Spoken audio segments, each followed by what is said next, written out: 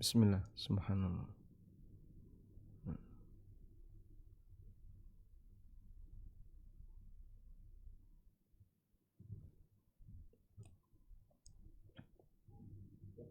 Bismillah, subhanallah. Assalamualaikum warahmatullahi wabarakatuh. Alhamdulillah wassalatu wassalamu ala Rasulillah wa ala alihi wa sahbihi wa mawalah. Wa ashhadu an la ilaha illallah wahdahu la syarikalah wa ashhadu anna Muhammadan abduhu wa rasuluh. Alhamdulillah rabbi wa salamu alaihi wa ala alihi wa ashabihi wa man sara ala nahjihi wa stanna bisunnatihi ila yaumil qiyamah.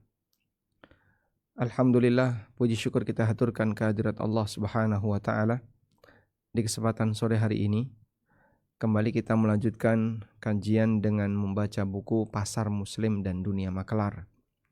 Dan insyaallah kali ini kita akan mengupas tentang black market, menyoroti seputar pasar ilegal namun beredar di masyarakat. Dan yang dimaksud pasar ilegal bukan berarti sekumpulan masyarakat yang berkumpul secara ilegal, tapi yang dimaksud adalah peredaran barang yang diperjualbelikan di pasar tapi secara ilegal. Baik, apakah ilegal seperti ini statusnya haram? Satu. Kemudian yang kedua, apakah mempengaruhi kalau haram atau dosa? Ini berkaitan dengan apakah pelakunya dapat dosa atau tidak. Kemudian yang kedua adalah apakah mempengaruhi pendapatan yang dimiliki oleh penjual? Apakah sumber uangnya, uang yang didapatkan itu halal ataukah haram? Baik, insya Allah akan kita bahas. Dan mohon diizinkan untuk jadi co-host. Baik. Bapak Ibu yang dimuliakan Allah Subhanahu wa taala, di bab tentang pasar gelap atau black market, kalau Anda punya buku silahkan dibuka di halaman 146. Terlebih dahulu kita akan melihat lebih dekat pengertian transaksi pasar gelap. Di sini saya hanya menggunakan referensi yang tertulis di Wikipedia. Bahasa Indonesia dijelaskan. Pasar gelap atau black market adalah sektor kegiatan ekonomi yang melibatkan transaksi ekonomi ilegal.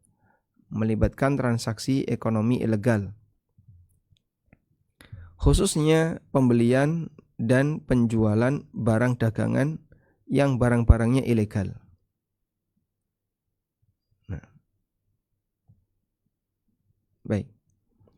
Misalnya penjualan senjata, lalu termasuk diantaranya adalah penjualan barang-barang ilegal yang lainnya, seperti obat-obatan terlarang, barang curian, barang dagangan resmi yang dijual secara gelap untuk menghindari pembayaran pajak.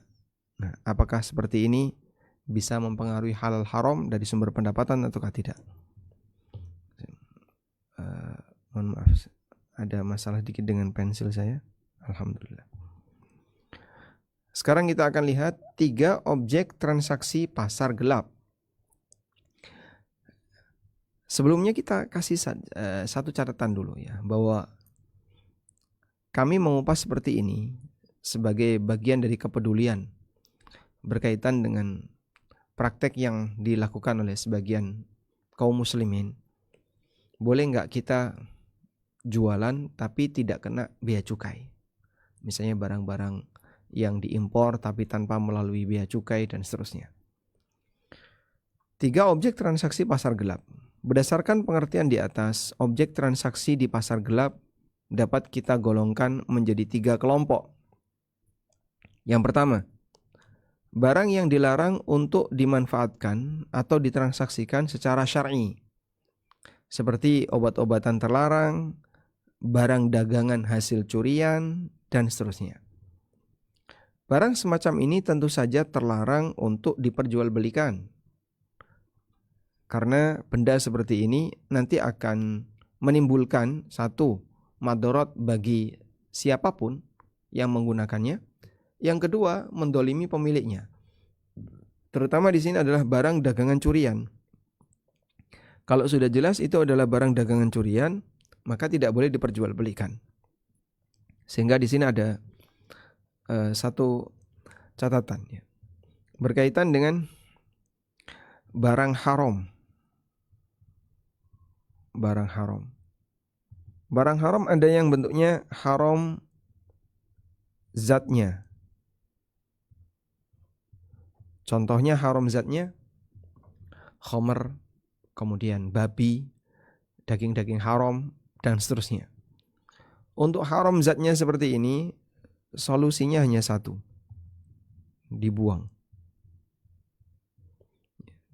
Maka Nabi SAW ketika beliau mendapatkan wahyu, khamr diharamkan. Dan masyarakat Madinah ketika itu sudah terbiasa menyimpan khamr.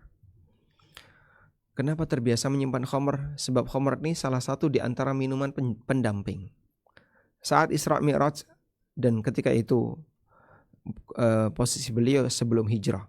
Saat Nabi SAW Isra Mi'raj, beliau didatangi oleh Jibril sambil membawa 2 gelas. Yang satu berisi susu, yang satu berisi khamr. Lalu Nabi SAW memilih susu. Dan itu yang kemudian dipuji oleh Jibril dan beliau mengatakan, laqad ikhtartal fitrah. Engkau memilih fitrah. Kenapa yang dibawa Jibril itu susu dan khamr? Karena 2 ini adalah minuman pendamping air putih yang ada di masa silam. Itu sama seperti kita kalau bertamu di rumah orang, pasti ditawari 2 jenis minuman, kopi atau teh. Pasti itu. Karena ini adalah minuman pendamping yang hampir ada di semua rumah yang ada di tempat kita. Sehingga orang akan menawarkan kopi atau teh.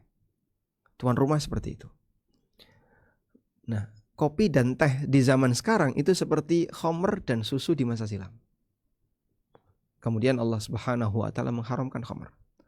Sehingga Anda bisa bayangkan kira-kira seberapa banyak penduduk Madinah ketika itu dan kaum muslimin ketika itu yang memiliki khamr. Sama seperti mereka menyimpan minuman pendamping.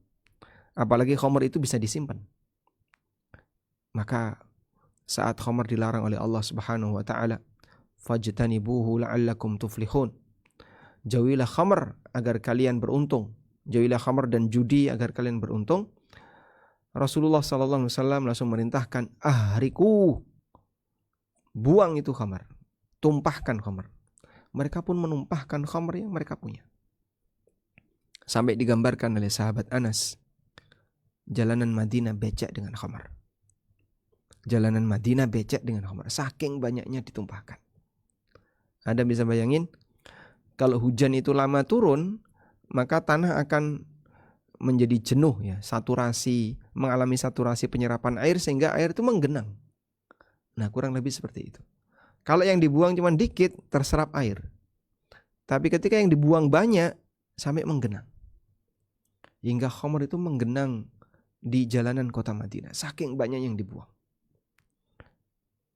Nah, ini menjadi pelajaran bagi kita bahwa solusi haram zatnya adalah dibuang. Yang kedua, ada barang haram halal zatnya. Zatnya halal. Tapi didapatkan dengan cara zalim. Seperti barang hasil curian.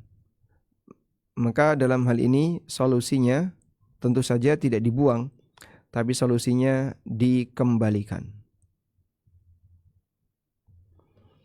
Orang tidak boleh memanfaatkan barang seperti ini karena itu bukan miliknya. Sehingga yang harus dilakukan adalah kembalikan kepada pemiliknya, dikembalikan ke pemilik. Kalau tidak bisa dikembalikan, Pak, ya dia nanti akan ditagih oleh pemilik di hari kiamat. Karena itu bukan haknya, tapi hak pemilik. Sehingga jika sampai mati ini belum dikembalikan, maka nanti akan ditagih di yaumil qiyamah. Baik. Disinilah ketika kita berbicara tentang barang hasil curian, maka jika sampai hari kiamat barang itu belum dikembalikan, nanti yang bersangkutan akan ditagih di akhirat. Barang semacam ini tentu saja terlarang untuk diperjualbelikan karena salah satu di antara syarat sah transaksi adalah objek transaksi harus memiliki manfaat yang mubah atau objek transaksi itu dimiliki oleh penjual.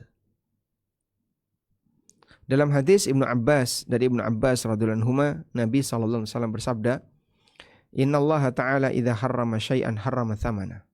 Sesungguhnya Allah ketika mengharamkan sesuatu, maka Allah haramkan hasil penjualannya. Hadis sahih riwayat Ibnu Hibban, Ad-Daruqutni dan yang lainnya. Karena itu ketika status bangkai itu haram, maka menjual bangkai hukumnya haram. Jika daging babi itu haram, maka menjual daging babi statusnya haram. Hasil penjualannya haram. Sehingga barang yang manfaatnya haram tidak boleh ditransaksikan. Termasuk diantaranya adalah rokok, khamr, CD, dan DVD bajakan.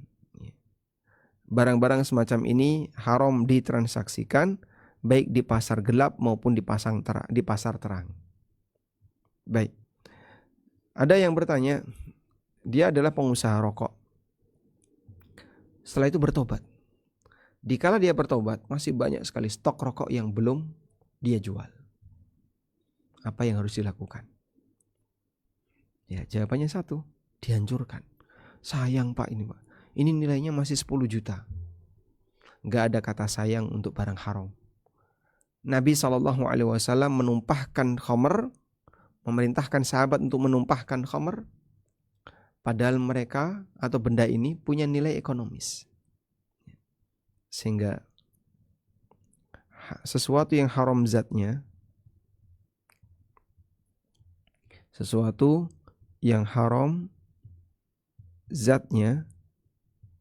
di sini dibuang atau dimusnahkan tanpa pertimbangan. Ya, saya tulis saja, tanpa pertimbangan mubazir atau israf. Ya bahasa kita, nggak ada pertimbangan sayang ini eman. Kalau ini sampai dibuang, nggak ada pertimbangan itu. Karena sesuatu yang sudah jelas haram zatnya, maka dia dibinasakan, dibuang, dan kita tidak boleh memberikan pertimbangan ini mubazir, ini sayang, dan seterusnya. Baik. Selanjutnya. Berikutnya adalah di sini ada keterangan yang disampaikan oleh Ibnu Hajar Al-Haytami. Beliau salah satu di antara tokoh yang menulis buku kumpulan dosa-dosa besar seperti Adz-Dzahabi. Judulnya Az-Zawajir. Dalam kitabnya kumpulan dosa-dosa besar, dosa nomor 191 sampai 196. Beliau mengatakan, nahwu bai'il inab waz-zabib wa nahwuhuma mimman ulima atau mimman alima annahu ya'siruhu khamra. Seperti menjual anggur atau zabib. Al-inab itu anggur yang basah. Kalau zabib anggur kering atau semacamnya.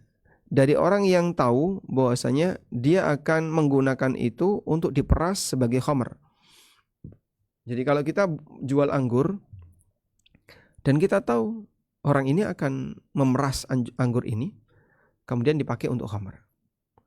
Wanahwul hashisha, termasuk juga hashisha. Mimma marra mimman ya'lamu annahu yasta'miluha. Ya. Orang yang menjual ganja kepada orang yang tahu atau kepada orang yang dia ketahui bahwasanya dia akan menggunakan ganja itu. Wah, ini pasti dipakai untuk shisha. Jadi di masa silam shisha itu pakai ganja. Mungkin Anda tahu shisha ya, rokoknya orang Arab yang pakai selang gitu. Sehingga di situ ditaruh tembakau, kemudian diuapin pakai air, lalu disedot dengan aneka rasa-rasa tertentu. Dan dulu seperti ini menggunakan ganja. Makanya disebut shisha dari kata al-hashisah.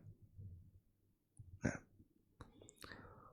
untuk barang curian, jika calon pembeli mengetahuinya, maka tidak halal baginya membeli barang tersebut.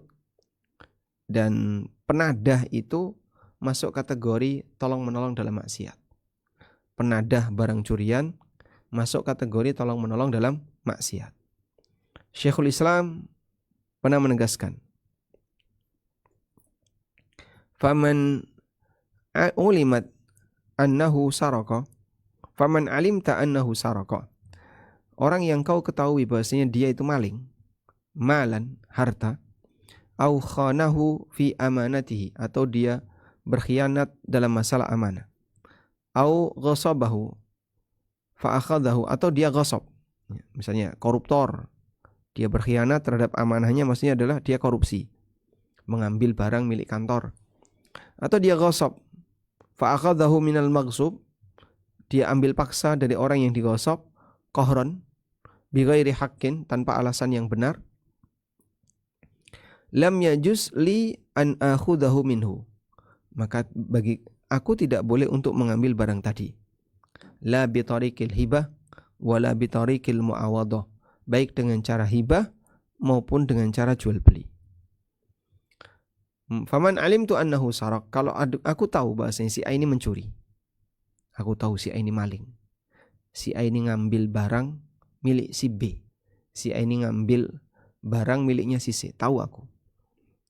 Atau aku tahu bahasanya si A ini mengambil barang milik kantor, milik perusahaan, atau dia mengambil secara paksa barang milik orang lain, bi ghairi haqqin, tanpa alasan yang benar, maka tidak boleh bagiku untuk mengambilnya, baik dengan cara hibah maupun dengan cara muawadhah. Muawadhah artinya transaksi jual beli. Nah,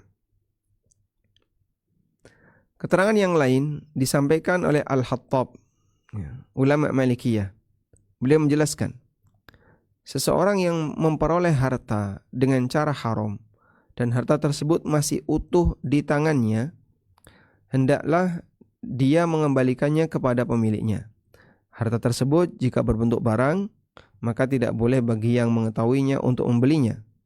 Dan barang siapa yang melakukan hal tersebut, maka ia termasuk ikut merampas harta itu dari pemiliknya yang sah. Sehingga dia sebagai penadah kategorinya sama seperti orang yang mengambilnya secara paksa, atau orang yang mengambilnya dengan cara mencuri. Ini penadah hasil pencurian, ya, hukumnya sama sebagaimana pencurinya.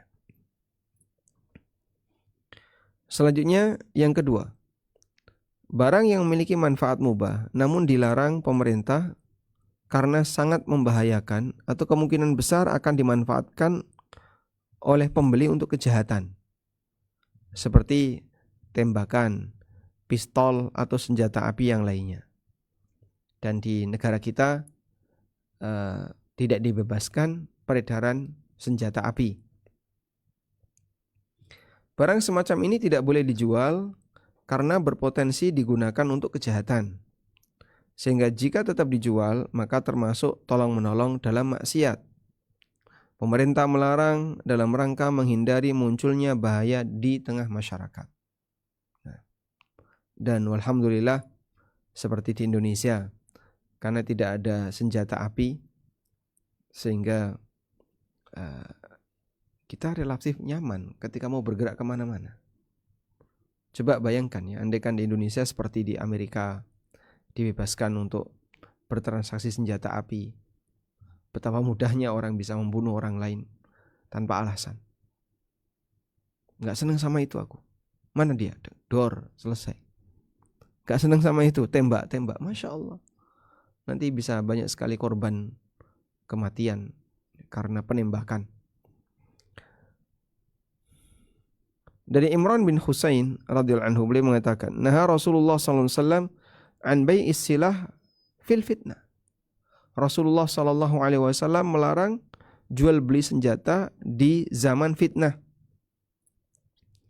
Yang dimaksud dengan zaman fitnah, saya tuliskan di bawahnya, adalah waktu ketika negara muslimin ketika masyarakat sedang mengalami kekacauan, satu sama lain saling memusuhi, bahkan saling membunuh, jadi chaos, terjadi chaos, lalu perang antara suku satu dengan suku dua, perang antara kelompok satu dengan kelompok dua, dan itu berbahaya jika transaksi senjata dibebaskan. Maka dalam situasi transaksi senjata dibebaskan, dan terutama di zaman chaos, hukumnya terlarang. Nah, kaitannya dengan ini adalah ada barang mubah. Barang mubah, tapi barang mubah tapi digunakan untuk maksiat. Atau begini, barang mubah yang punya dua potensi. Yang punya dua potensi. Punya dua potensi itu bisa dipakai untuk maksiat,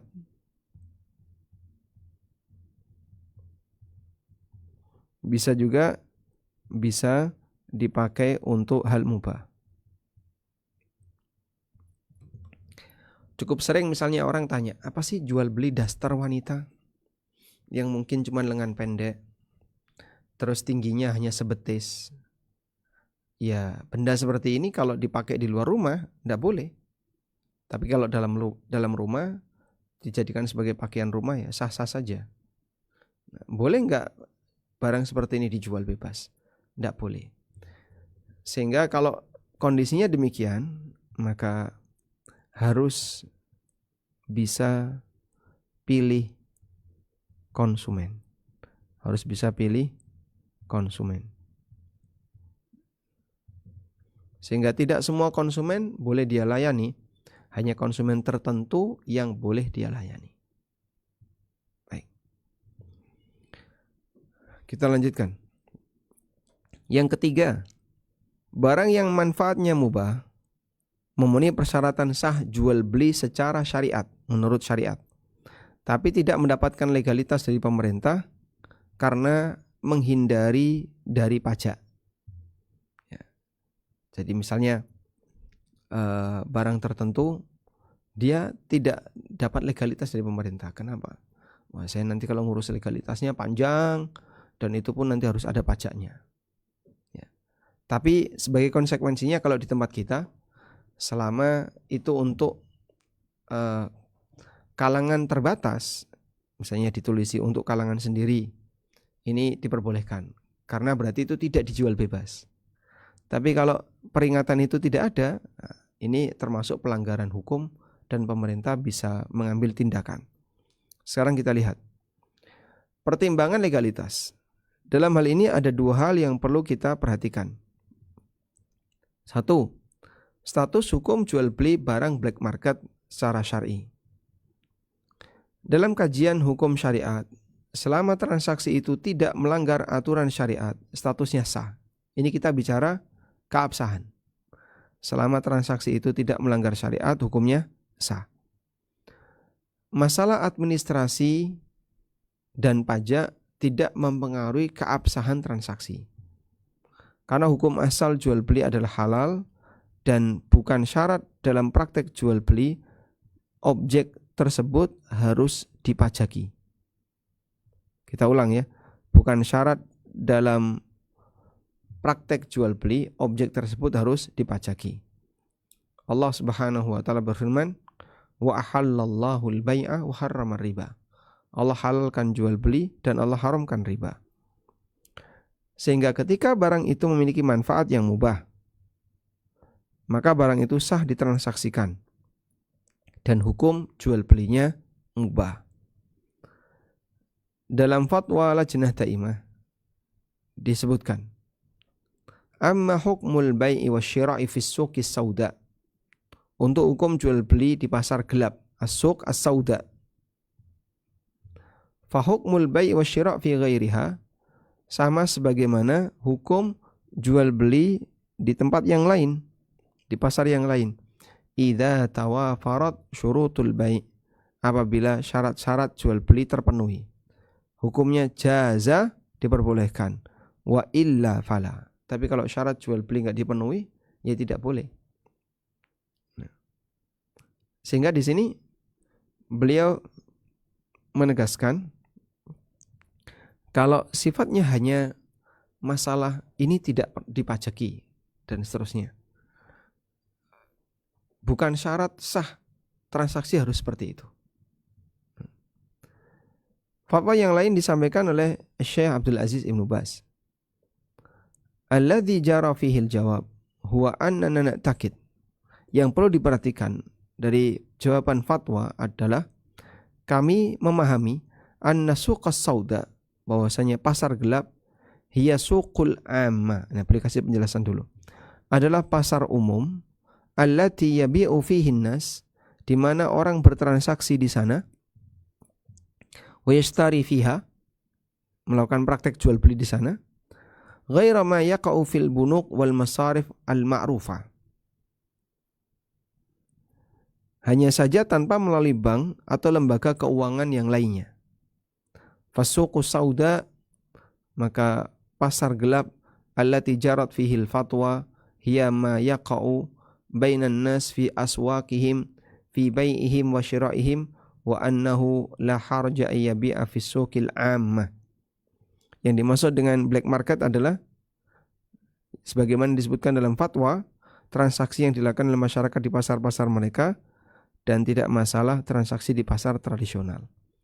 Jadi kalau di sini beliau memahami yang tidak melalui perbankan maupun lembaga keuangan yang ada. Jadi wallahu alam, pasar gelap dipahami seperti ini. Ada banyak barang di pasar tradisional yang tidak dipajaki.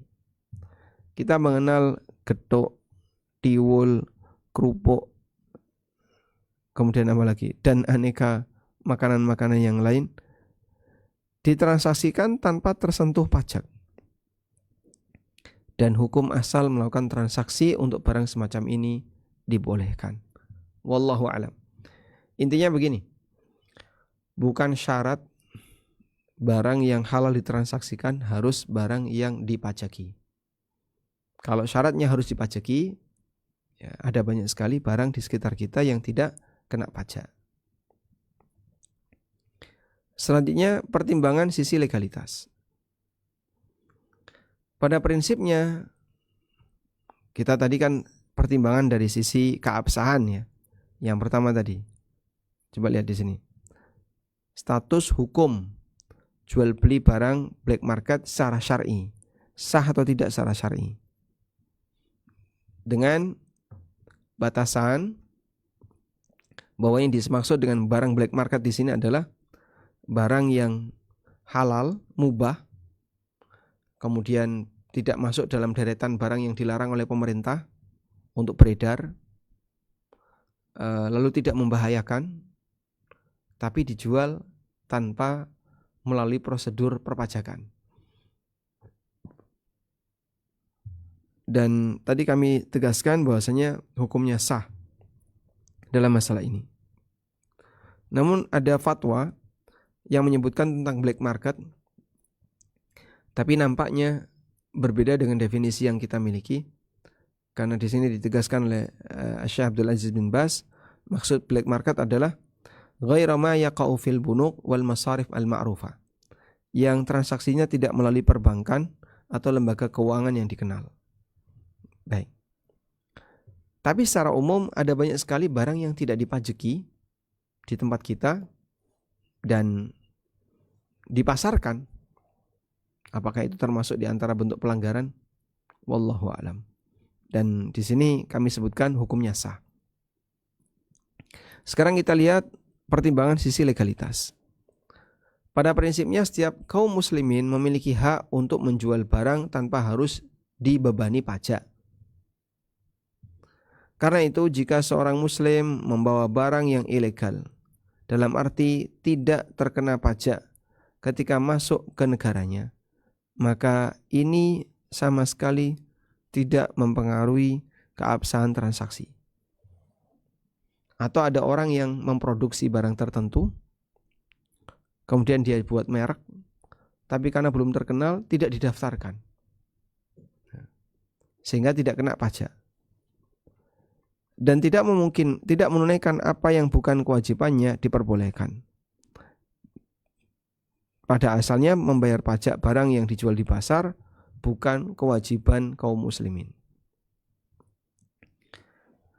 Dulu di masa Umar bin Khattab radhiyallahu anhu, orang muslim kalau bawa barang ke daerah non muslim itu dipajaki sekian persen. Ada yang menyebutkan al-usyur 1/10, berarti 10%. Lalu Umar membuat kebijakan yang sama. Kalau ada non muslim masuk ke negeri muslim, maka dia dipajaki 10%. Berimbang dengan pajak yang diterapkan di negara non muslim. Akan tetapi apabila kondisi jual beli di pasar gelap membahayakan kemaslahatan banyak orang, seperti hasil penimbunan barang atau menjadi celah bagi dirinya untuk ditindak oleh pemerintah, maka tidak selayaknya dilakukan seorang muslim. Jadi misalnya kalau ini dibebaskan Pak, berkeliaran, barang-barang seperti ini bebas tanpa kena cukai, wah nanti bisa bahaya Pak negeri ini. Nah, kalau seperti itu ya silahkan Anda harus ngikuti prosedur yang ditetapkan oleh negara. Tapi kalau tidak harus, misalnya negara tidak akan mempermasalahkan orang yang jualan bakso tapi tidak kena pajak, tidak dilaporkan, atau yang jualan getuk, tiwul, cenil dan seterusnya, cilok. Nah, ini kan tanpa pajak sama sekali. Ya, selama pemerintah tidak mempermasalahkan, dalam arti tidak sampai ngejar, padahal mereka tahu betul keberadaan itu di pasar tradisional. Pada asalnya hukumnya diperbolehkan. Nabi SAW bersabda, la darara wa la dirar. Tidak boleh membahayakan diri sendiri maupun membahayakan orang lain. Meskipun hal ini tidak menyebabkan akad jual beli di pasar gelap menjadi tidak sah, karena larangan membeli barang di pasar gelap terpisah dengan akad jual beli. Ya, mungkin kasusnya seperti orang beli baju bekas impor. Kan banyak itu, 35, serba 35. Boleh nggak Pak kita beli di serba 35 tadi? Ya. Wallahu alam, insyaallah kalau dari sisi secara syar'i akad itu sah. Apakah ini termasuk pelanggaran terhadap aturan negara ataukah tidak? Ya, ini orang hukum negara, orang yang paham tentang perundangan perniagaan yang lebih paham. Nah, di sini terdapat kaidah fikih tentang status larangan perbuatan. Apakah bisa menyebabkan batalnya perbuatan itu?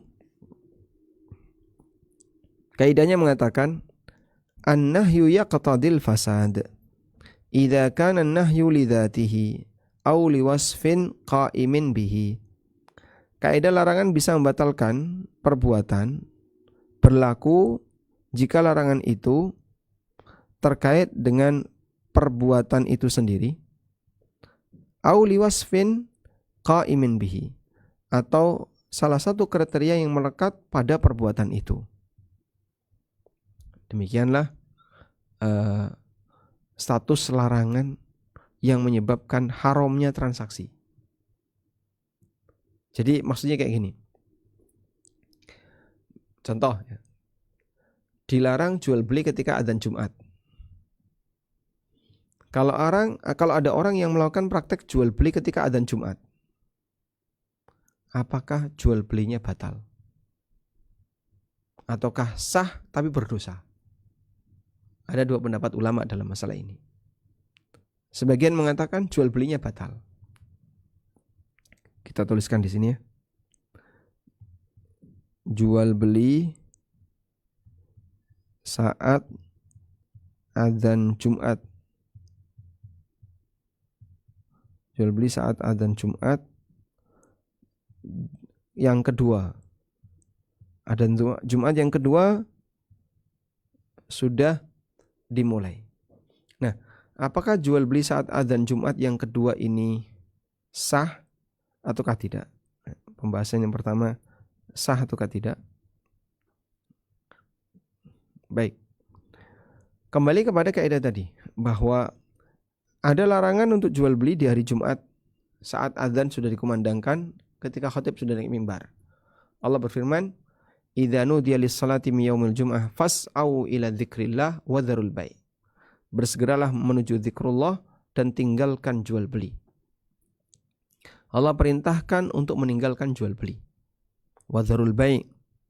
Nah, selanjutnya, adanya larangan jual beli itu apakah menyebabkan jual belinya jadi batal? Sehingga kalau jual belinya batal berarti uangnya haram. Nah, kaidah ini akan menjawab pertanyaan itu. Bahwa larangan bisa menyebabkan batal jika larangan itu terkait zatnya. Nah, sekarang larangan ini terkait zatnya jual beli, terkait praktek jual belinya, ataukah dalam rangka menghormati Jumatannya? Di situ muncul khilaf ulama. Ada yang mengatakan jual beli ketika adzan Jumat itu karena menghormati Jumatan, bukan karena praktek jual belinya. Maka jual belinya tetap sah walaupun orangnya berdosa. Au liwasfin qa'imin bihi, atau karena salah satu kriteria yang melekat pada perbuatan itu. Ada kriteria yang melekat pada perbuatan itu, kriteria X. Sehingga jual beli ini kenapa dilarang? Karena ada kriteria X. Nah, kalau bukan karena kriteria X, maka hukumnya boleh. Misalnya dilarang karena membahayakan. Berarti ketika dia dipakai untuk sesuatu yang tidak membahayakan, contohnya jual beli ganja, atau jual beli obat-obatan terlarang.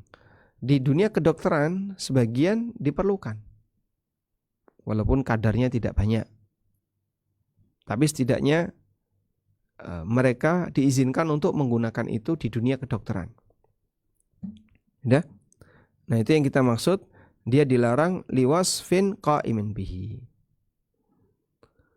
Dalam jual beli di pasar gelap, larangan tidak tertuju kepada perbuatan jual beli, akan tetapi tertuju kepada cara yang tidak direstui pemerintah karena tidak dilaporkan untuk dijadikan objek pajak. Berarti kalau kita menggunakan kaidah ini, jual beli black market dalam arti yang tidak dipajaki, hukumnya sah. Wallahu alam. Demikian yang bisa kita paparkan berkaitan dengan jual beli di pasar gelap. Materi sudah selesai untuk yang sesuai tema, dan selanjutnya kita lanjutkan berkaitan dengan masalah harga di pasar.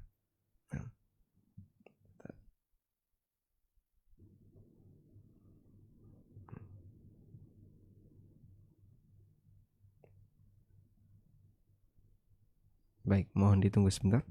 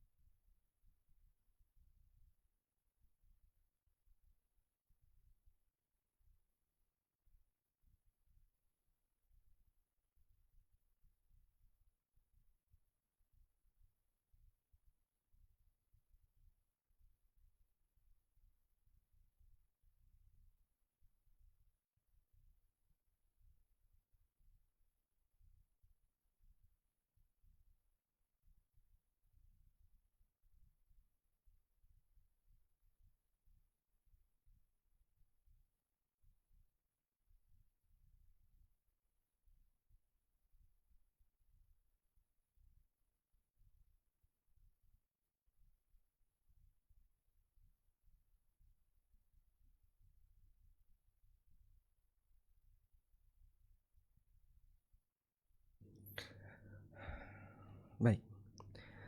Bismillah, kita coba bahas lanjutan materinya, berbicara tentang harga di pasar. Berkaitan dengan pembahasan harga di pasar, terlebih dahulu kita akan menyinggung tentang inflasi. Banyak sekali ketakutan masyarakat apabila sudah ada berita tentang inflasi, resesi, dan seterusnya. Sehingga bahkan mereka sampai ada yang stres. Setiap kali dia buka internet, selalu yang dia incar adalah berapa harga kurs dolar. Saking ketakutannya. Dan ini paranoid yang sebenarnya tidak boleh ada pada hati seorang muslim. Dan kejadian ini berulang sejak zaman Nabi SAW sampai di masa sekarang. Kita lihat di sini. Mudah mengeluh ketika sedang mengalami kesulitan merupakan salah satu karakter manusia. Allah Ta'ala berfirman, Innal insana khuliqa halu'a. Idza massahu syarru jazu'a wa idza massahul khairu manu'a. Sesungguhnya manusia diciptakan dalam kondisi halu. Punya sifat halu. Idza massahu syarru jazu'a. Ketika dia sedang tertimpa sesuatu yang buruk, jazu'a, dia berkeluh kesah. Wa idza massahul khairu manu'a. Tapi tatkala dia tertimpa atau mendapatkan kenikmatan, manu'an, dia pelit.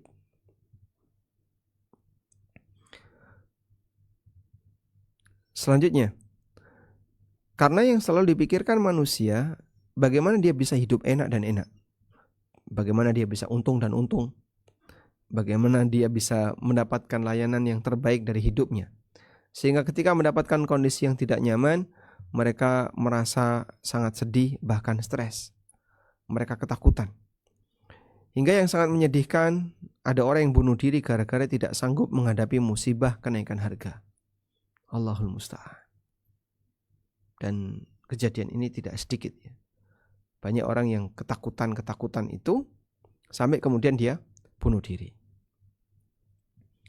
Bagi seorang mukmin yang memahami hakikat kehidupan dunia, dia akan memahami bahwa musibah terbesar yang dialami oleh manusia bukan musibah yang membahayakan hartanya. Namun musibah terbesar adalah musibah yang menimpa agamanya.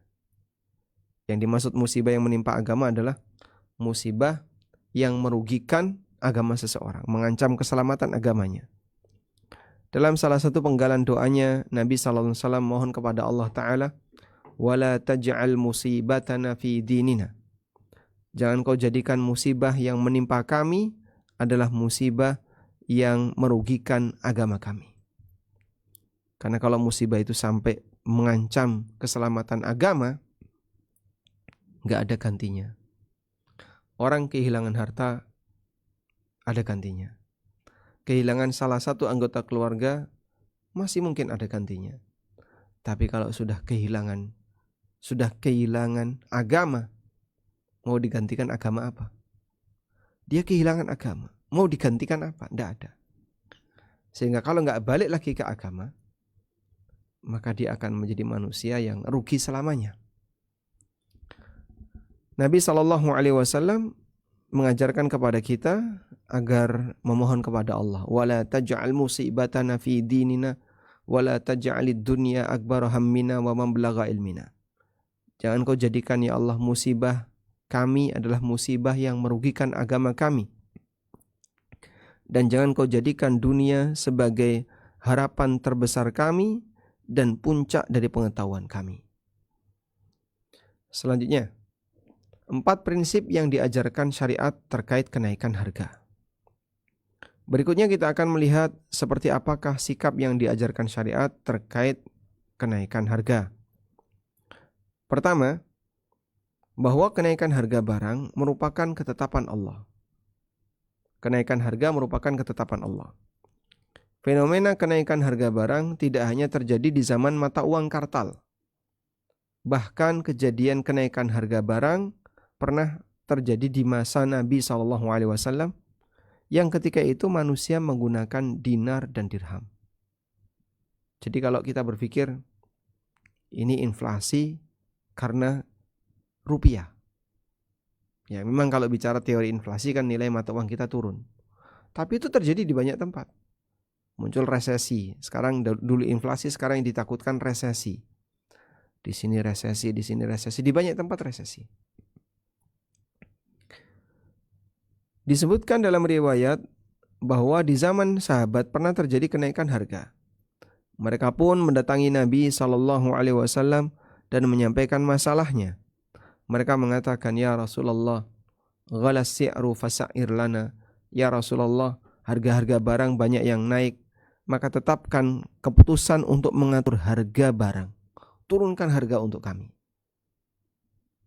Mendengar keluhan ini, Nabi SAW menjawab, "Innallaha huwal musa'irul qabidul basitur razik." Sesungguhnya Allah dialah al-musa'ir, yang menetapkan harga.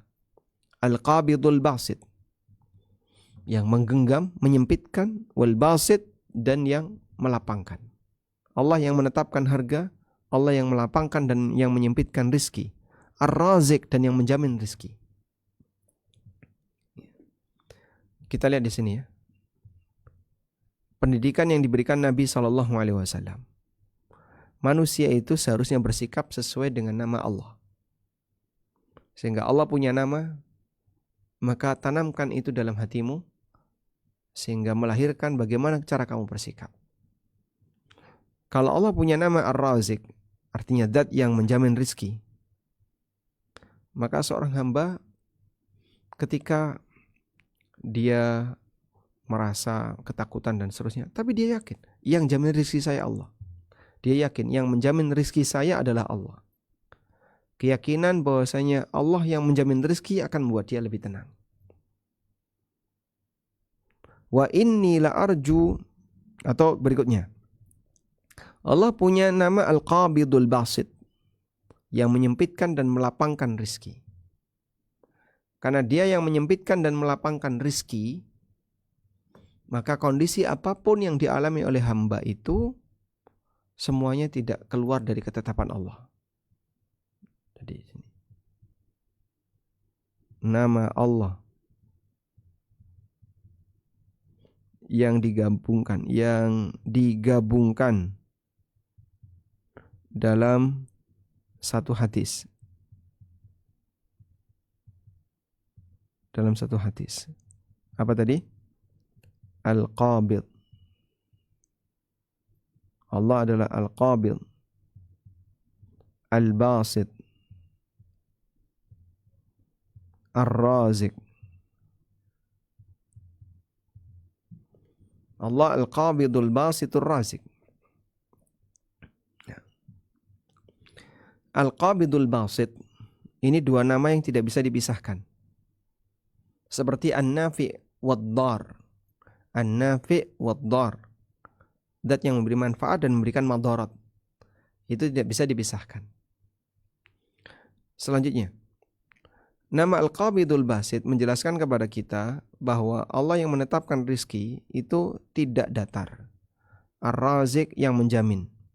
Jadi begini, rizki kita, rizki hamba dijamin oleh Allah. Dijamin Allah. Tapi terkadang begini. Terkadang diluaskan, dilapangkan. Terkadang dilapangkan dan terkadang disempitkan. Nah, beginilah kondisi rizki hamba. Sehingga Allah tidak jadikan rizki hamba itu datar. Artinya rizki hamba gimana? Tidak datar. Tidak flat. Tapi fluktuatif. Nah, maksudnya seperti ini. Sehingga terkadang rizki itu bisa naik, bisa turun, bisa naik, bisa turun, bisa naik, bisa turun. sesuai yang Allah kehendaki. Tidak flat tapi fluktuatif. Kita lanjutkan. Wa inni la arju an alqallah wa laysa ahadun minkum yutalibuni bimadlamatin fi damin wala mal. Dan aku ingin ketika aku ketemu Allah, tidak ada seorang pun yang menuntutku disebabkan kezaliman, baik dalam masalah darah atau dalam masalah harta. Maksudnya gimana ini, Pak? Nabi SAW ketika itu menjadi pemimpin kaum muslimin di negara Madinah. Pusatnya di Madinah. Sehingga beliau berwenang untuk menetapkan harga termasuk menurunkannya. Anda bisa perhatikan ketika Rasulullah SAW mendapatkan pengaduan dari para sahabat tentang kenaikan harga, yang beliau lakukan bukan menekan harga barang, namun beliau ingatkan para sahabat tentang takdir Allah. Bahwa Allah lah yang menetapkan harga, yang melapangkan dan menyempitkan rezeki bagi para hambanya. Dengan demikian, mereka akan menerima kenyataan dengan yakin dan tidak terlalu bingung dalam menghadapi kenaikan harga, apalagi harus stres bahkan bunuh diri. Terus apa kaitannya dengan ini? Kalimat bahwasanya aku tidak berharap bisa berjumpa dengan Allah dalam keadaan tidak ada seorang pun dari kalian yang menuntutku disebabkan kezalimanku. Aku berharap bisa berjumpa dengan Allah dalam keadaan tidak ada seorang pun yang menuntutku disebabkan karena kezalimanku dalam urusan darah maupun harta. Maksudnya beliau khawatir kalau beliau membuat kebijakan A, karena beliau pemimpin ya. Lalu dengan sebab kebijakan A itu membuat orang lain terdolimi. Misalnya terutama dalam hal ini adalah penjual. Gara-gara kebijakan A tadi, penjual yang tadinya dia kulak di harga misalnya di harga 1 dinar. Kulaknya itu sudah 1 dinar atau kulaknya sudah 2 dinar. Barang ini sudah mahal, modalnya saja 2 dinar. Sehingga dia jual 2,5 dinar, dia untung 0,5 dinar. Tapi karena kebijakan Rasulullah SAW diturunin tuh. Maksimal harga eceran tertingginya 1 dinar. Dia rugi. Saya saja modalnya 2 dinar. Ini diturunkan jadi 1 dinar. Karena kebijakan Rasulullah SAW. Nah, di posisi itu beliau takut nanti para pedagang ini akan nuntut di akhirat. Masya Allah. Sehingga Anda bisa lihat ya. Tanggung jawab seorang pemimpin. Salah kebijakan yang sampai menimbulkan kerugian sebagian orang. Dan orang itu bukan termasuk orang yang melanggar.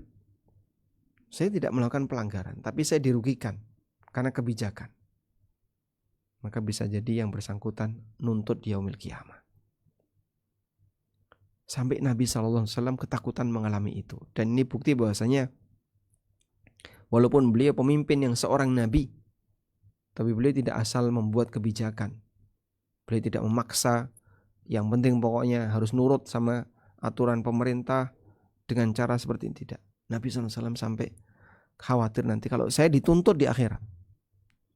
Tapi Pak, kan jadinya harga barang naik. Harga barang naik kan bukan karena ulah beliau. Bukan karena kesalahan beliau. Bukan karena kebijakan beliau. Tapi itu murni takdir Allah. Dan salah satu cara Allah Ta'ala membuat harga itu naik turun adalah dengan adanya inflasi. Sehingga manusia dibuat mengalami kenaikan harga, maka rezeki mereka jadi lebih sempit. Terjadi resesi, terjadi penurunan, dan demikian seterusnya. Nah, Anda bisa tulis di sini. Salah satu cara Allah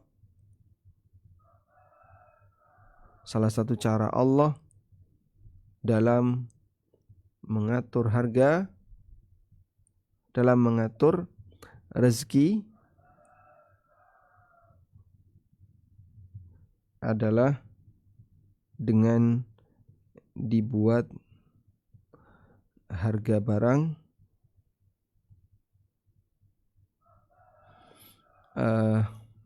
naik turun dengan adanya resesi dan inflasi. Resesi ekonomi atau inflasi. Nah, memahami seperti ini kan berarti akan membuat orang itu jadi husnudzon. Tidak kemudian berpikir berlebihan, ya sudahlah ini memang sudah ditakdirkan, mau gimana lagi. Dan bukan kamu seorang yang mengalaminya, ada banyak orang yang mengalaminya. Sehingga dia akan lebih lapang dada, tidak gampang stres, tidak gampang bingung, karena dia tahu rezeki sudah ditetapkan. Maka dulu para ulama menegaskan, mengingatkan kepada masyarakat, zat yang memberikan rezeki kepada kita di waktu inflasi adalah zat yang sama yang memberikan rezeki kepada kita di waktu ketika harga murah. Selanjutnya, prinsip yang kedua, kenaikan harga barang tidak mempengaruhi rezeki seseorang. Bagian penting yang patut kita yakini adalah rezeki telah ditetapkan oleh Allah. Jatah rezeki yang Allah tetapkan tidak akan bertambah maupun berkurang. Meskipun masyarakat Indonesia diguncang dengan aneka kenaikan harga barang, itu sama sekali tidak akan menggeser jatah rezeki mereka. Sehingga tidak perlu ada yang dikhawatirkan. Allah menyatakan, "Walau basatallahu rizqa li'ibadihi la baghaw fil ardi walaki yunazzilu biqadarin ma yasha innahu bi'ibadihi khabirum basir." Andai Allah melapangkan rizki kepada hambanya, tentulah mereka akan melampaui batas di muka bumi. Kalau manusia itu diberi oleh Allah rizki seluas-luasnya, yang terjadi itu chaos. Allah mengatakan, andaikan diluaskan rizki mereka seluas-luasnya, yang terjadi itu chaos. La baghaw fil ardi, mereka akan bertindak melampaui batas di muka bumi. Sehingga antara satu dengan yang lain gak karuan. Saingan sampai saling bunuh-bunuhan. Walaki yunazzilu biqadari ma yasha, namun dia turunkan rizki itu sesuai dengan kadar yang dia kehendaki. Innahu bi'ibadihi khabirum basir. Sungguhnya dia adalah zat yang maha mengetahui lagi maha melihat. Ibnu Katsir rahimahullah mengatakan, ay walakin yarzuquhum min rizqi ma yakhtaruhu mimma fihi salahuhum. Maksud ayat, Allah berikan rizki kepada mereka sesuai dengan apa yang Allah pilihkan, yang itu akan mengandung kebaikan bagi mereka. Wa huwa a'lamu bidzalika. Dan Allah yang lebih tahu. Allah yang lebih tahu. Fayughni may yastahiqul ghina. Allah jadikan kaya orang yang berhak kaya. Wa yufakkiru man yastahiqqul faqra, dan Allah jadikan miskin orang yang berhak miskin. Yang dimaksud berhak kaya dan berhak miskin maksudnya gimana, Pak? Lebih layak orang ini jadi kaya, lebih layak orang ini jadi miskin. Dan dalam situasi itu mereka sama-sama bisa bahagia.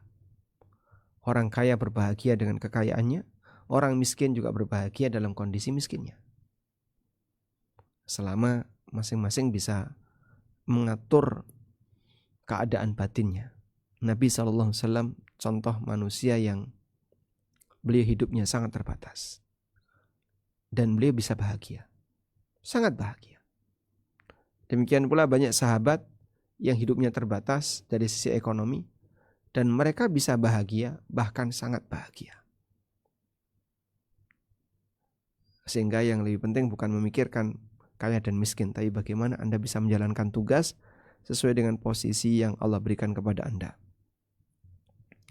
Hanya saja rezeki itu tidak datar, mengalami fluktuasi, kadang naik kadang turun, dan inflasi harga barang bagian dari cara Allah mengatur rezeki para hambanya. Sehingga rezeki itu tidak flat naik, flat tapi datar tapi naik, atau datar mendatar, tapi kurvanya fluktuatif. Karena itulah Rasulullah SAW telah mengingatkan umatnya agar jangan sampai mereka merasa jatah rizkinya terhambat atau dikurangi. Nabi SAW bersabda, Ayyuhan nas, inna ahadakum layyamuta hatta yastakmila rizqaha. Wahai manusia, sungguh kalian tidak akan mati sampai kalian menghabiskan jatah rizkinya. Fala tastabti'ur rizqa. Maka janganlah kalian istabti'ur rizqa.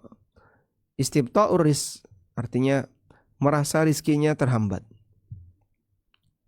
Dan dia ingin cepat untuk mendapatkan lebih. Ini yang disebut dengan penyakit istibta'. Ingin cepat sukses sebelum waktunya. Ittaqullaha ya ayyuhan nas. Bertakwalah kepada Allah wahai sekalian manusia. Wa ajmilu fit talab. Dan carilah rizki dengan cara yang baik. Khudhu ma halla wa da'u ma harum. Ambillah yang halal dan tinggalkan yang haram. Demikian yang diajarkan Nabi SAW. Yang namanya musibah dalam masalah ekonomi tidak mungkin bisa dihindari. Maka kalaupun ada orang yang mengalami kesusahan, rasanya kok kebutuhannya masih belum bisa tercukupi dengan baik. Dari sumber pendapatannya kurang. Fala tastabti'ur rizqa, janganlah dia melakukan istibta' dalam masalah rizki. Perlu dicatat bahwasanya hadis ini bukan untuk memotivasi agar Anda tidak bekerja atau meninggalkan aktivitas menjemput rizki. Nabi SAW mengingatkan demikian, tujuannya agar manusia tidak terlalu ambisius dengan dunia. Jangan terlalu berlebihan sampai harus melanggar yang dilarang oleh syariat. Kemudian ketika terjadi musibah, manusia tidak sedih berlebihan, apalagi sampai harus stres bahkan bunuh diri. Karena dia paham, ini semuanya adalah takdir Allah dan Allah berikan yang terbaik untuk hambanya. Baik. Yang ketiga, catatan ketiga. Bukan masalahnya adalah naik turunnya harga. Namun yang penting kita mampu beli. Yang penting bisa menjangkau. Sehingga harga mahal tapi bisa beli, bisa menjangkau, Anda berarti bisa menikmati. Dibandingkan harga murah tapi kita tidak bisa menjangkau. Maka cara berpikir yang tepat bukan masalah murah dan mahalnya harga barang. Namun cara berpikir yang tepat adalah kita mampu untuk menjangkaunya. Di masa silam banyak komoditas murah. Rumah masih murah, tanah masih murah, komoditas apapun masih murah. Tapi banyak orang tidak mampu untuk menjangkaunya. BBM masa silam ya. Mungkin Anda pernah mengalami bensin harga Rp500, Rp700 dan tidak pernah ngantri. POM itu sepi. Itu dulu. Iya Pak, masih jarang orang yang punya mobil. Betul. Dan harga mobil ketika itu masih banyak orang yang tidak bisa menjangkau. Tanah di Jogja yang dulu ditawarkan per meter 200.000, per meter 300.000, nggak ada yang beli dulu. Begitu sekarang tanahnya mahal, banyak orang ingin tinggal di Jogja. Yang dulu 200.000 sekarang jadi per meter 5 juta, 6 juta. Nah, sehingga di zaman sekarang semua orang mampu menjangkaunya walaupun lebih mahal. Namun banyak orang sementara dulu ya ada orang yang atau harga murah tapi banyak orang yang tidak mampu menjangkaunya. Sangat mudah bagi Allah untuk menyediakan bagi hamba rizki yang melimpah walaupun terjadi kenaikan harga. Inilah yang menjadi latar belakang para ulama di masa silam. Mereka tidak begitu peduli dengan kenaikan harga. Mereka yakin kenaikan harga tidak akan menggeser jatah rizki. Dalam Al-Quran Allah mengajarkan prinsip jaga ibadah dan Allah akan menjamin rizki Anda. Allah berfirman, wa'mur ahlaka bis salati wastabir 'alaiha la nas'aluka rizqa nahnu narzuquka wal 'aqibatu littaqwa. Perintahkanlah keluargamu untuk salat dan bersabarlah dalam menjaga salat. Aku tidak meminta rizki darimu, aku akan memberikan rizki kepadamu, wal 'aqibatu littaqwa, dan akibat yang baik untuk orang yang bertakwa. Sehingga di sini Allah perintahkan kita untuk jaga salat, bersabar menjaga salat. Lalu Allah tegaskan, aku tidak minta rizki, aku yang akan memenuhi rizkimu. Masya Allah. Kerjakan tugasmu, sementara kelengkapan hidupmu aku yang menjamin.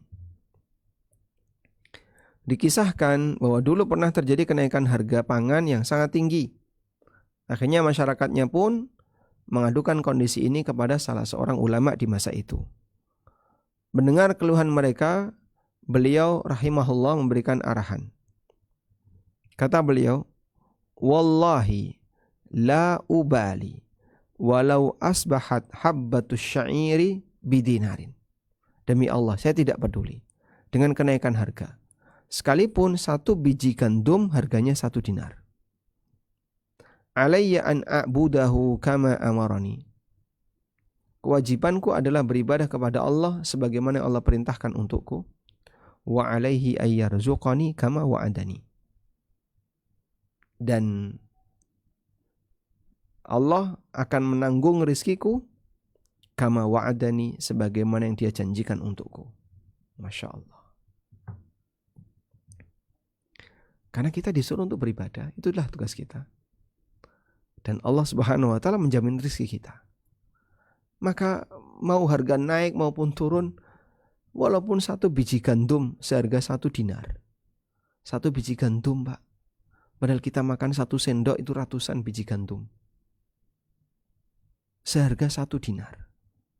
Berarti ketika kita makan 1 sendok atau sesuap nasi, sak puluhan sego, ngambil pakai tangan, sesuap nasi.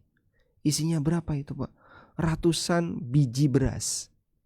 1 biji 1 dinar. Berarti kurang lebih berapa? 8 juta. 1 suap ratusan juta. Para ulama bilang, aku gak peduli. Kewajibanku adalah beribadah kepada Allah, dan Allah yang akan menanggung rezekiku.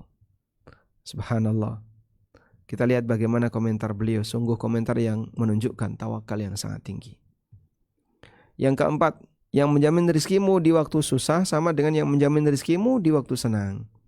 Semua rizki hamba Allah yang menjamin. Zat yang memberikan rizki di waktu sebelum inflasi juga sama dengan zat yang memberikan rizki ketika inflasi. Abu Nu'aim meriwayatkan, dulu ada orang yang mendatangi Imam Abu Hazim mengadukan inflasi. Ya Abu Hazim, ama tara qad ghala siyar. Wahai Abu Hazim, Anda bisa lihat sekarang harga-harga barang pada naik. Apa kata Abu Hazim? Wa ma yaghummukum min dzalik. Apa yang membuat kalian bingung? Innal ladzi yarzuquna fir rukhas, sesungguhnya zat yang memberikan rezeki kepada kita saat harga itu murah, huwal ladzi yarzuquna fil ghala, dialah zat yang memberikan rezeki kepada kita ketika harga itu mahal. Wallahu a'lam wa sallallahu ala nabiyyina Muhammadin wa ala alihi wa sahbihi wasallam.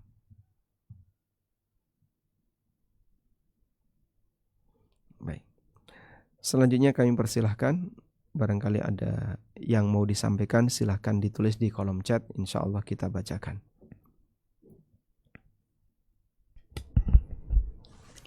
Bismillah. Ada pertanyaan Ustaz di kolom chat Zoom. Kami bacakan. Bismillah, izin bertanya. Di awal tadi Ustadz mengatakan bahwa haram hukumnya menjual sesuatu yang kita belum punya barangnya. Tetapi untuk just tip diperbolehkan apabila sesuai syariat. Yang pernah Ustadz jelaskan, padahal status barang melalui just tip itu juga belum dimiliki oleh si just tipper. Akan dimiliki oleh just tipper apabila customer sudah transfer dulu baru dibelikan. Mohon dibantu jelaskan perbedaan mengenai kedua ini, Ustaz. Baik.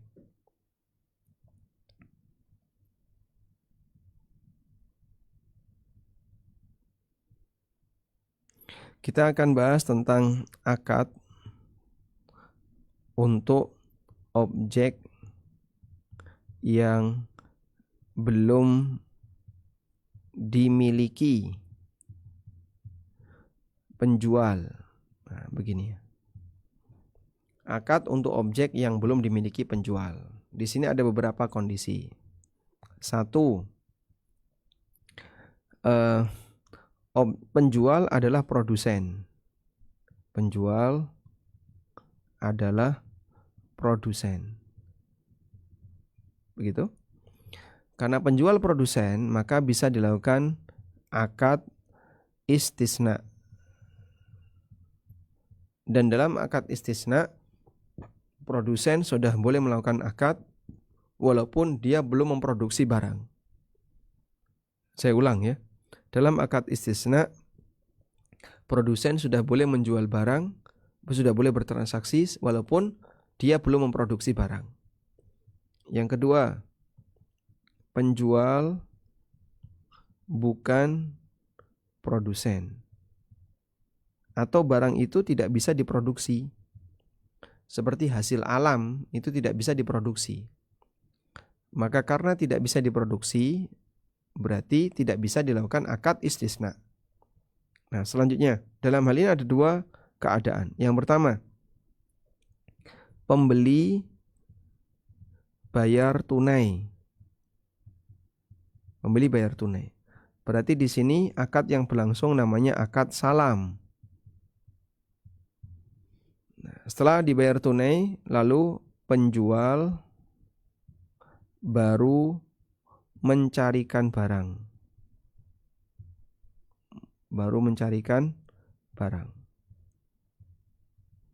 Untuk diserahkan sesuai waktu yang disepakati. Untuk diserahkan ke pembeli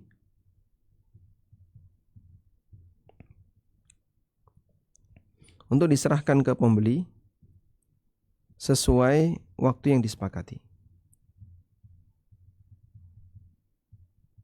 Contohnya Pak,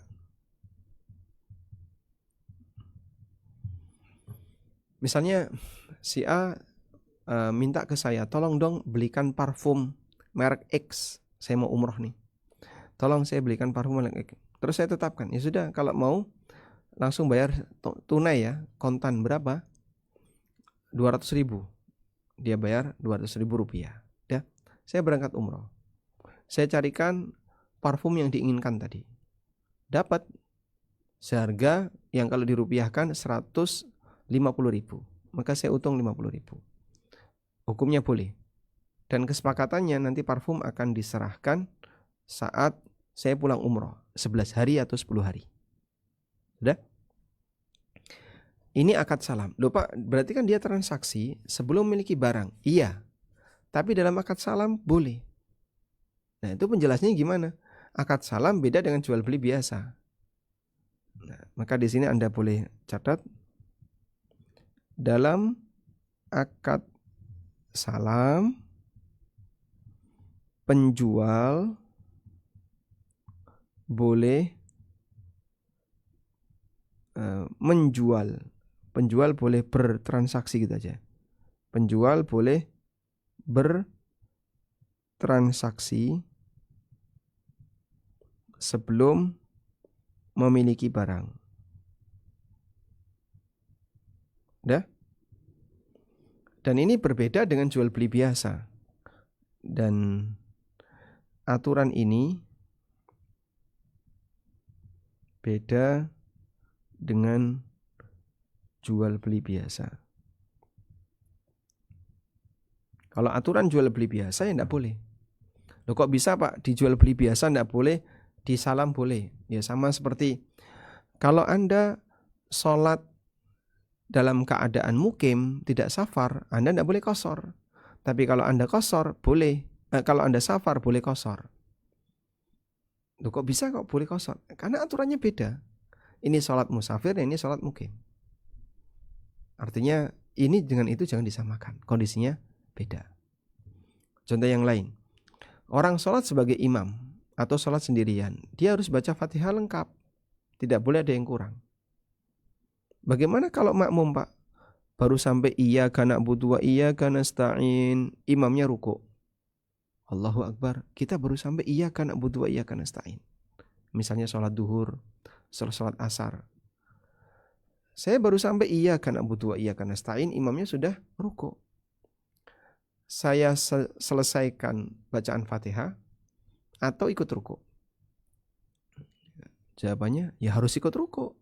Kenapa, Pak? Karena kita tidak boleh telat dari gerakan imam. Karena kalau kamu telat dari gerakan imam, ya kesempurnaan sholat jamaah kamu jadi kurang. Tapi kan Fatihah saya belum selesai. Berarti batal dong karena Fatihah saya kepotong, gak berlaku. Anda adalah makmum.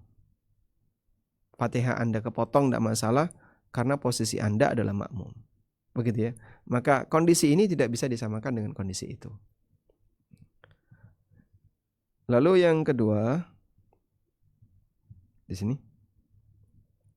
pembeli tidak bayar tunai keadaannya. Yang kedua, pembeli tidak bayar tunai. Karena pembeli tidak bayar tunai, maka bisa dilakukan akad jual beli biasa. Nah, dalam posisi ini penjual harus sudah punya barang sebelum akad jual beli. Sebelum akad jual beli dilakukan. Penjual harus sudah punya barang sebelum akad jual beli. Kalau penjual belum punya barang lalu melakukan akad jual beli, pelanggaran. Nah, just tip itu ada di A tadi. Just tip bisa pakai salam ya. Kalau pakai B seperti ini, berarti just tipnya dilakukan setelah barang, atau akad just tip dilakukan setelah barang dimiliki oleh penjual, oleh yang berangkat safar tadi. Dibeliin dulu, setelah beli, terus dia foto, dia kirim tuh gambarnya ke pemesan. Ini barang sudah aku beli. Saya sekarang tawarkan ke kamu, harganya sekian, mau nggak? Oke, mau. Baik, silahkan DP dulu. Nah, itu boleh. Nanti barangnya baru diserahkan ketika pulang. Wallahu a'lam. Baik, selanjutnya.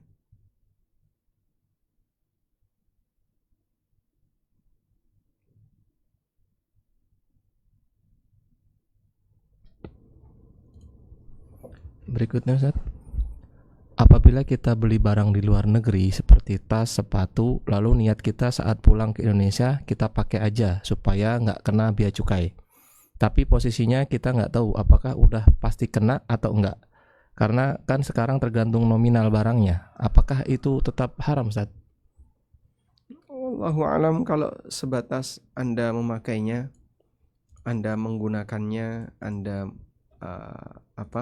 memanfaatkannya, pada asalnya ya tidak haram, hukumnya boleh. Artinya dalam ini memang secara status kehalalan barang tersebut halal. Cuman apakah Anda masuk kategori melanggar aturan negara atau tidak jika Anda berhasil keluar dari border tapi tidak kena pajak? Ya, itu mungkin Anda bisa tanyakan ke teman-teman yang paham dalam masalah ini. Karena kenyataannya beberapa rombongan itu terkadang tidak dicek. Seperti jamaah umroh. Jamaah umroh kalau dari mana? Dari Bandara Suta itu. Dari mana, Pak? Umroh. Nah, langsung aja. Silakan umroh. Dan di custom declaration kita sampaikan apa adanya. Kadang di custom itu langsung tidak semua dah.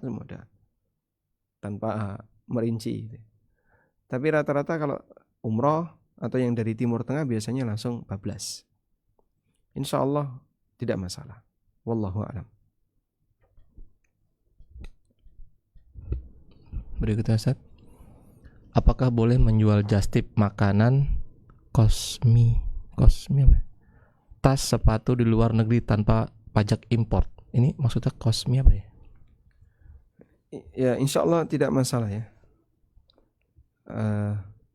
Karena tadi kembali kepada kaidah baku tadi, bukan syarat kehalalan jual beli harus kena pajak.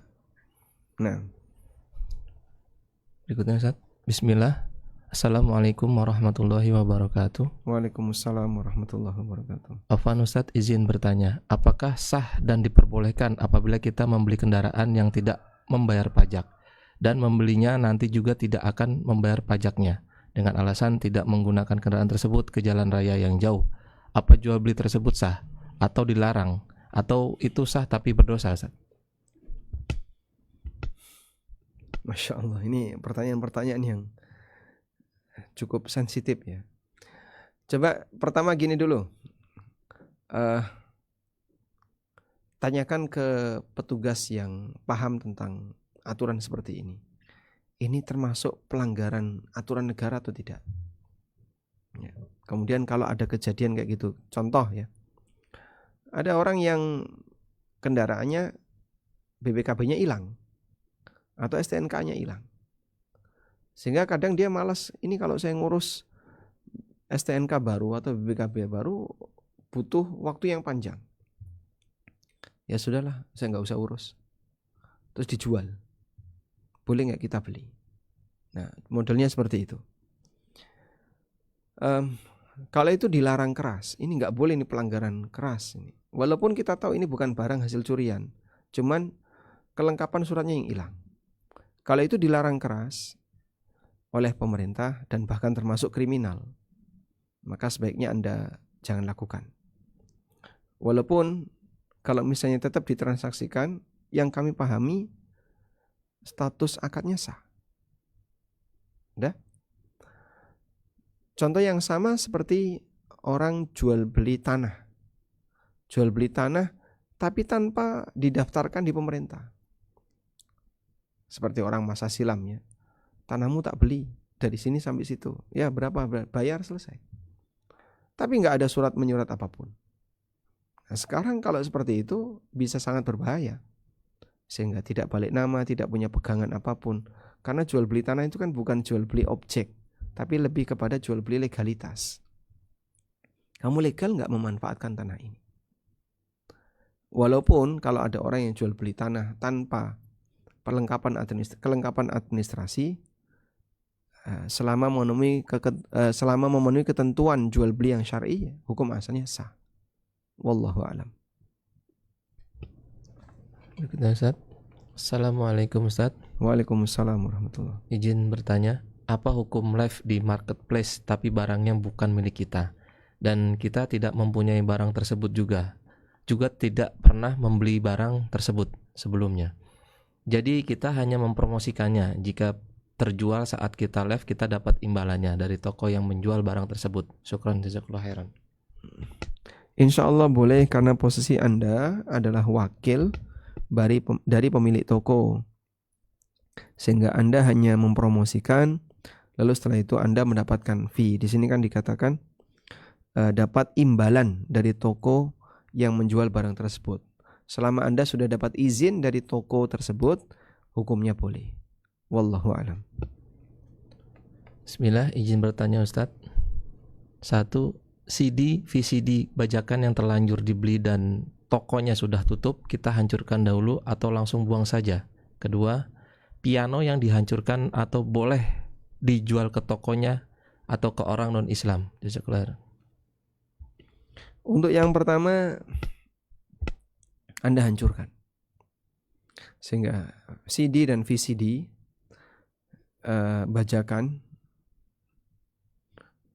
silahkan dihancurkan, karena ini melanggar hak orang lain sebenarnya ya. Dan berikutnya, Anda tidak perlu mengembalikan ke toko itu kalaupun toko itu masih ada. Tapi kalau misalnya Anda bisa minta ganti rugi, ini ternyata bajakan, saya nggak mau beli, saya belinya yang asli, ternyata ini bajakan, tolong dikembalikan. Itu hak Anda, berhak. Tapi kalau dia nggak mau, ya sudah, dibinasakan saja. Kemudian yang kedua, piano. Saya tahu ini mahal ya. Sebagaimana alat musik pada umumnya adalah benda-benda mahal. Tapi alat musik seperti ini tidak memiliki manfaat yang halal. Apa manfaat halal alat musik? Dibunyikan tidak boleh. Ya mungkin manfaat halalnya untuk meja, kalau masih bisa dipakai untuk meja. Terus gimana Pak? Ya, dijual ke orang lain boleh nggak Pak? Tidak boleh. Rasulullah SAW ketika khamr diharamkan, beliau tidak mengizinkan sahabat menjual khamr itu ke Syam. Padahal Syam termasuk pengkonsumsi khamr. Tapi Nabi SAW menyuruh sahabat membuangnya. Sehingga di sini memberikan kita panduan bahwasanya barang yang haram, benda yang haram, solusinya cuma satu, yaitu dibinasakan. Wallahu a'lam. Assalamualaikum warahmatullahi wabarakatuh. Waalaikumsalam warahmatullahi wabarakatuh. Izin bertanya Ustadz, terkait barang halal namun haram hukumnya karena diambil secara zalim. Saya pernah meminjam buku dari perpustakaan ketika SMA, namun saya lupa untuk mengembalikannya hingga bertahun-tahun kemudian. Namun saya menilai buku ini bukanlah buku yang baik karena ini buku novel fiksi yang isinya terdapat ikhtilat dan temanya menyimpang Islam. Apakah tetap saya kembalikan? Jazakallahu khairan. Ya. Pertanyaan seperti ini pernah disampaikan sebagai ujian dari guru saya kepada saya. Kalau ada kasus kayak gini, kamu jawab apa? Terus saya bilang, ya harus tetap dikembalikan. Tapi beliau malah menilai jawaban itu keliru. Loh, kenapa? Karena kalau kau kembalikan, nanti akan diambil atau dipinjam oleh orang lain, dibaca oleh orang lain, dan ini buku yang menyimpang, akan memberikan informasi yang salah, atau buku-buku yang mengajak orang untuk berbuat salah, dan seterusnya. Seperti misalnya novel-novel cinta atau novel-novel apa yang kadang justru memotivasi orang untuk berbuat yang gak benar. Terus seharusnya dihilangkan. Loh, itu kan bukan punya kita. Iya, memang bukan punya kamu. Tapi bagian dari amar ma'ruf nahi munkar, jika ada sebuah benda yang dimiliki oleh orang lain dan benda itu ketika dimusnahkan tidak menimbulkan masalah yang besar bagi pemiliknya, maka kita boleh melakukannya dengan izin syar'i, dengan izin syariat. Posisi buku ini sudah ada di tangan Anda. Kalau buku yang menyimpang ini Anda kembalikan, maka nanti resikonya akan dibaca oleh orang lain. Tapi posisi ketika sekarang sudah ada di tangan Anda, dan Anda yakin ini menyimpang, maka sebaiknya mungkin Anda hilangkan. Sudah? Jika perlu ganti rugi ke perpustakaan, Anda belikan buku pengganti yang bermanfaat, yang kurang lebih senilai atau bahkan lebih mahal. Semoga dengan demikian pihak perpustakaan di posisi nilai materi tidak dirugikan karena Anda sudah memberikan buku pengganti yang lebih baik. Wallahu a'lam. Berikutnya Ustaz, ada seorang suami yang pernah menemukan HP beberapa tahun yang lalu dan tidak dikembalikan ke pemiliknya. Sekarang ini pemilik HP tersebut hilang jejak dan kondisi HP sudah rusak. Bolehkah istrinya menggantikan suaminya untuk berinfak atas nama pemilik HP tersebut? Iya, jadi menemukan barang, apabila nemu barang itu niatnya untuk dimiliki pribadi, dalam Islam statusnya ghasab. Statusnya ghasab. Ghasab artinya Bapak merampas barang orang.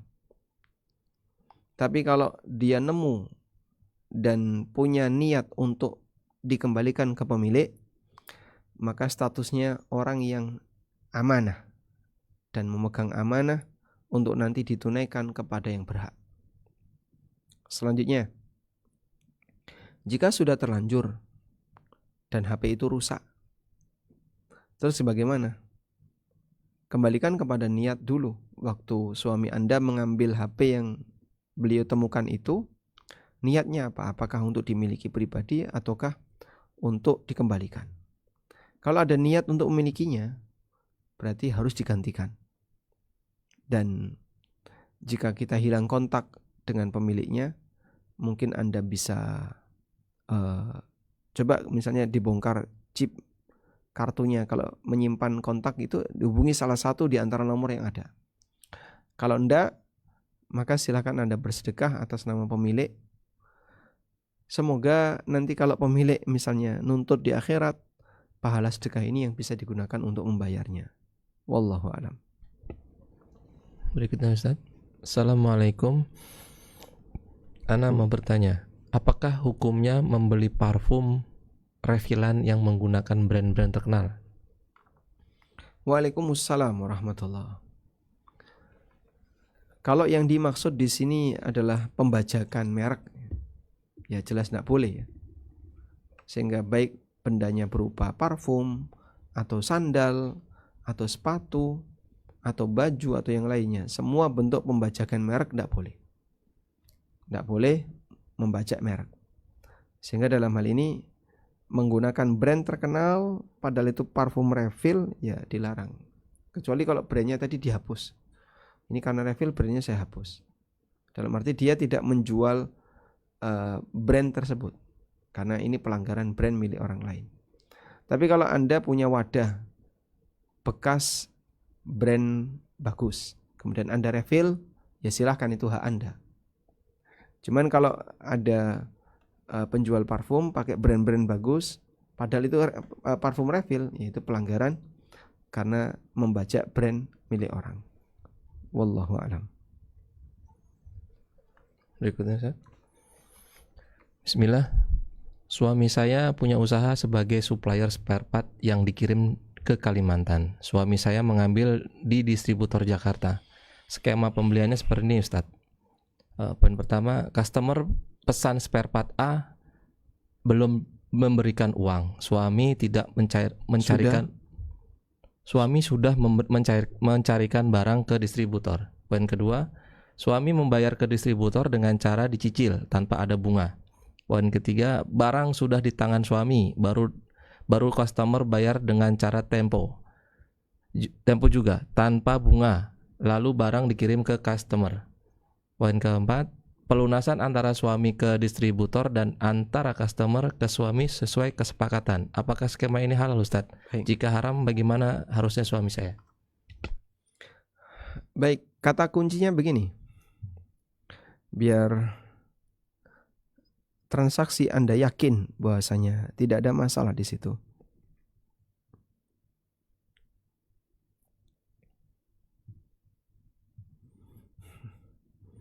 Jadi ketika seseorang menjadi reseller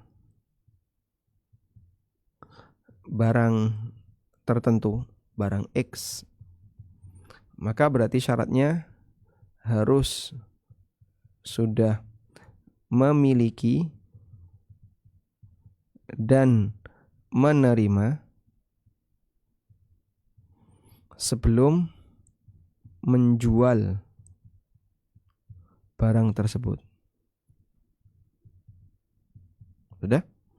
Berarti yang perlu dilakukan di sini adalah ada distributor,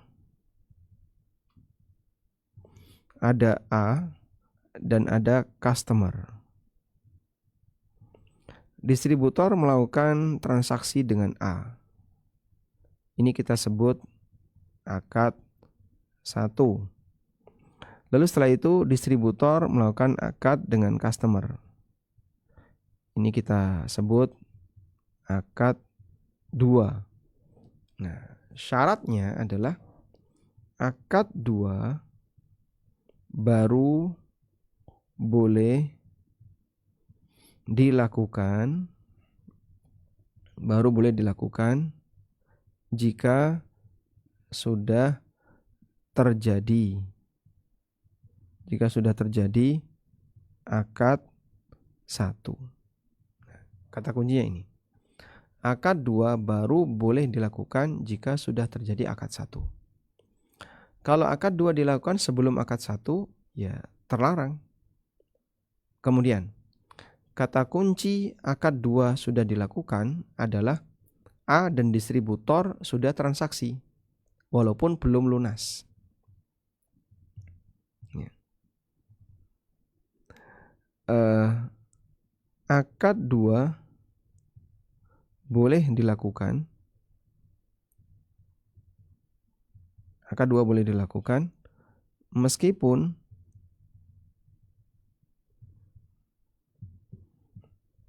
belum lunas. Akad 1 belum lunas. Karena bukan syarat akad disebut selesai harus sudah lunas. Meskipun akad 1 belum lunas. Wallahu alam. Baik, kalau seperti ini bisa dilakukan ya insya Allah transaksi yang tadi ditanyakan hukumnya boleh. Dan saya melihat dari skema yang tadi Anda ceritakan, tahapan-tahapannya yang tadi Anda sebutkan,